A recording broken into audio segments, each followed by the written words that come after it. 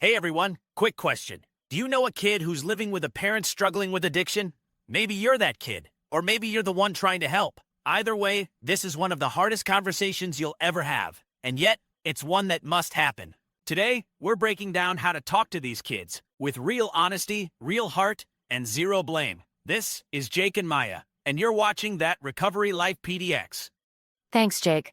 I want to start by saying this up front. If you're worried about what to say to a child whose parent is addicted, you're not alone. I've been there. We've all been there. The fear, the confusion, the helplessness. It's overwhelming. And kids, they feel all that too, but way more deeply than we often realize. Absolutely. The instability, the silence, the secrets. Kids carry these like heavy stones in their pockets every single day. And if you don't say the right things, or if you say too little, it can crush them. But if you get it right, you give them hope, a lifeline. So today, we're going to talk about the fear those kids face, why it's never their fault, how to deliver the message with care and truth, what to actually say, and the resources you can lean on to make this conversation less scary for everyone involved. Let's start with the fear.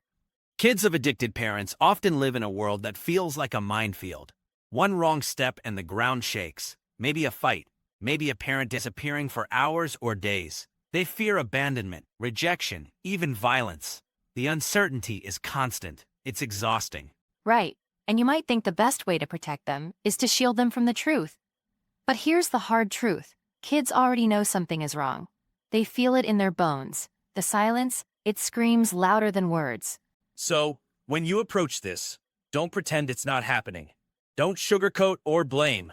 And most importantly, don't let the child think they caused it. Addiction is a disease, not a punishment, not a consequence of bad parenting. It's a sickness that the child has zero responsibility for. I can't stress this enough. You have to tell the child it's not your fault. You didn't cause this. You can't fix it. And none of this changes how much you are loved. That message, it's life-saving. Now, how do you deliver this message? Timing is everything. You want a quiet moment, no distractions, where the child feels safe. It can be scary for them. So use simple, honest language, no complicated terms or euphemisms. For example, instead of saying, "Your mom is struggling with substance use disorder," say, "Mom is sick in a way that makes her act differently sometimes, and that's not because of anything you did." Keep it gentle but real. And be ready to listen. Kids will have questions. Maybe they won't ask right away, maybe never, but don't stop offering space. I'm here when you want to talk. Repeat it often. Also, don't feel like you have to carry this alone.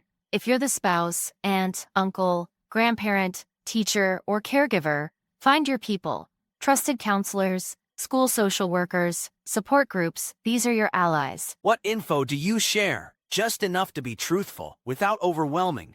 Kids don't need all the messy details. They need to know addiction is a disease, that it makes their parent behave differently, and that help is available. And they need to hear that their feelings, anger, sadness, confusion, are normal and okay. It's okay to be scared. It's okay to be mad. This validates their experience and opens the door for healing. And if you're the caregiver, you might have to step into the adult role more than usual. Keep routines steady. Keep promises. Stability is a lifeline. Now, let's talk about resources. Because this conversation is too big for just words, here are some powerful tools. Alateen, a peer support group for kids and teens affected by someone else's drinking. National Association for Children of Addiction, NACoA, offers guides and resources for families. Books like The Invisible String or Under the Influence, great for explaining difficult feelings in kid-friendly ways. Therapists or counselors trained in family addiction. Sometimes professional help is the best gift. School counselors.